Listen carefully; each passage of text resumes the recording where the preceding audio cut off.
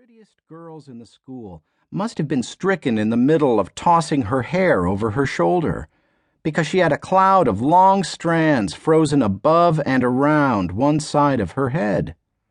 C.C. Varlov, the texting queen of Harris Middle School, had her thumbs frozen over her cell phone, hidden under her desk. Jonah had never seen C.C.'s thumbs not moving. Her stopping texting was every bit as strange as the gravity-defying marker at the front of the room. Experimentally, Jonah lifted his arm from his desk, then put it back down. He could still move. He wasn't frozen like everyone else. He sighed. "Okay, JB," he said out loud. "What's going on now?"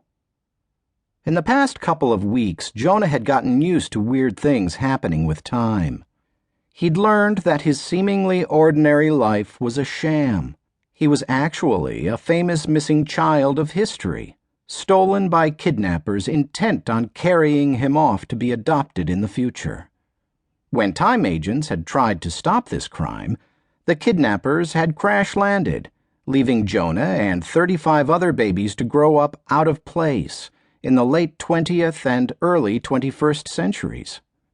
Over the past few weeks, Jonah and his younger sister Katherine had traveled back to the 15th, 16th, and 17th centuries to help restore time and rescue missing kids.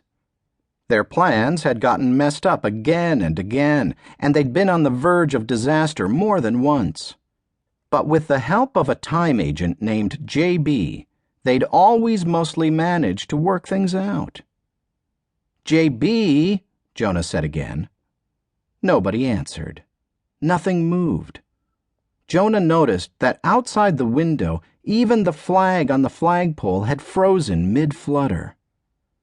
"I mean it, JB," Jonah said, trying to sound stern. This was hard since Jonah was 13, and he could never be quite sure anymore if his voice was going to come out sounding bass or, and this was really embarrassing, soprano.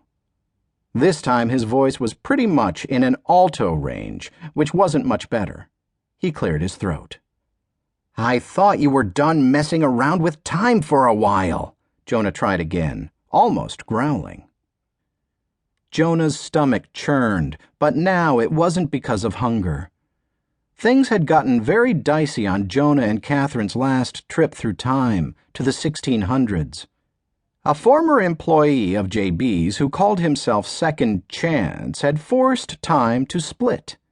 After that, JB had told Jonah that it was too dangerous to schedule any more trips to the past for a while. But the 21st century was supposed to stay safe, Jonah thought. Wasn't it? Jonah tried not to think about what he'd overheard JB saying the last time they'd talked. Jonah had been on his way to play soccer, and JB had called out, "Have fun!" Then, when he thought Jonah was out of earshot, JB had muttered, "While you still can." Jonah's stomach moved past churn to extreme spin cycle. He decided he might need to stay as motionless as the rest of the class just to keep from vomiting. Just then, the classroom door banged open. "Oh no! You're frozen too?" a girl's voice wailed. It was Katherine. For a split second, Jonah considered being a truly cruel older brother and pretending that he really was unable to move. A month ago, he would have counted that as a great prank.